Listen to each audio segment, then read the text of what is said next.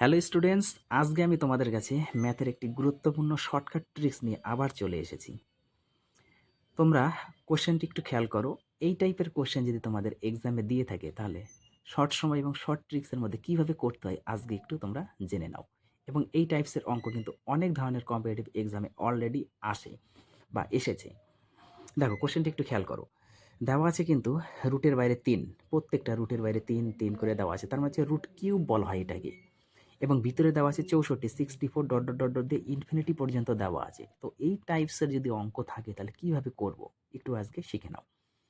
সবসময় মনে রাখবে রুট কিউব এবং রুটের মধ্যে যে সংখ্যাটা রয়েছে সেই সংখ্যাটা যদি ডট ডট দিয়ে ইনফিনিটি পর্যন্ত দেওয়া থাকে তাহলে সেক্ষেত্রে কার্যকর। ওকে, এখানে রুট কিউব যে সংখ্যাটা রয়েছে এই সংখ্যা থেকে ১ আমরা ঘাটিয়ে দিব। তাহলে ৩ থেকে যদি ১ ঘাটিয়ে দিই তাহলে হচ্ছে ২, সেই ২টা আমরা এখানে লিখব এবং রুট আছে রুট দিব।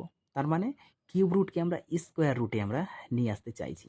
হয়ে গেল, কিউব রুট ছিল স্কোয়ার রুটে নিয়ে এসেছি। এবার ৬৪ আছে, ৬৪ বসিয়ে দাও, কোনো সমস্যা নাই। পরের লাইনে দেখো, এইটা যা আছে থাক, স্কোয়ার রুট আছে থাক।